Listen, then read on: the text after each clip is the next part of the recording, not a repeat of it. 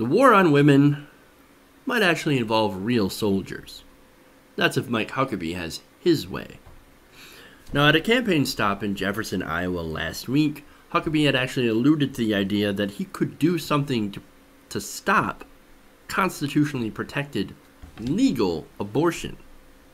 Now, when asked by journalist Matt Taibbi whether or not stopping abortion would mean using federal troops or the FBI, Huckabee answered, "Well, we'll see if I get to be president."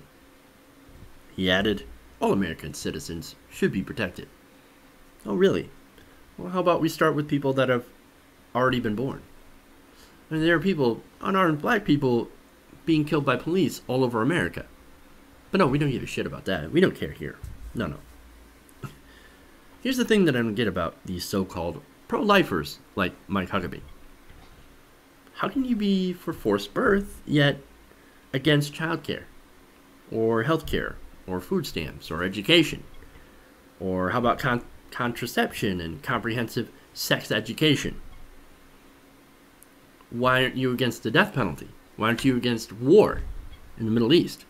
Why aren't you against all these, obviously not pro-life positions? I don't get it. If you're actually fighting to eliminate abortion, then maybe you should really be talking about sex education and access to affordable, if not free, birth control. No. I'm against that. You see, my sky god tells me that I should be against that. I don't want people educated or protected against unplanned pregnancy. No. I want women to suffer for the audacity of being sexual in any fashion. You're not pro-life, man.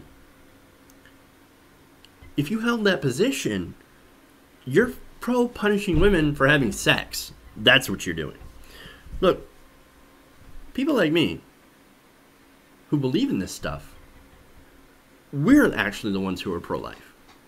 Because we actually believe in contraception, comprehensive sex ed, family planning, welfare services for poor people, healthcare, etc., against the death penalty. No liberals out there actually saying, oh, abortions are awesome. We should all get our wives and girlfriends to go get one right now because it's so great. Look, if you think that, you're a fucking moron. And you're beyond help. Like, nobody should be able to have a conversation with you because you're an idiot, if you believe that. There are policies out there that have been proven, without a doubt, to reduce the number of abortions. And those are the very policies that people like Mike Huckabee and other anti-choice activists and politicians, well, they advocate against that. They're against that. They're against those very policies that would ironically reduce abortion, which is what they try to rail against. Instead, what Mike Huckabee and these other people would do is that they would rather do big government, or at least government that's small enough to fit inside a uterus-style proposals, to try to eliminate choice, to stop women from being able to control their own reproductive systems and make the choices on when they want to start families.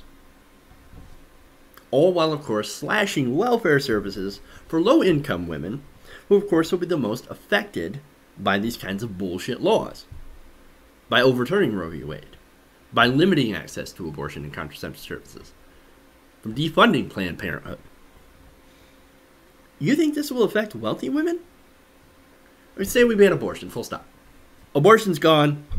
Okay, now what? Well, first, that won't stop abortions. Rich women will fly off to where they can actually get an abortion. Where it's legal.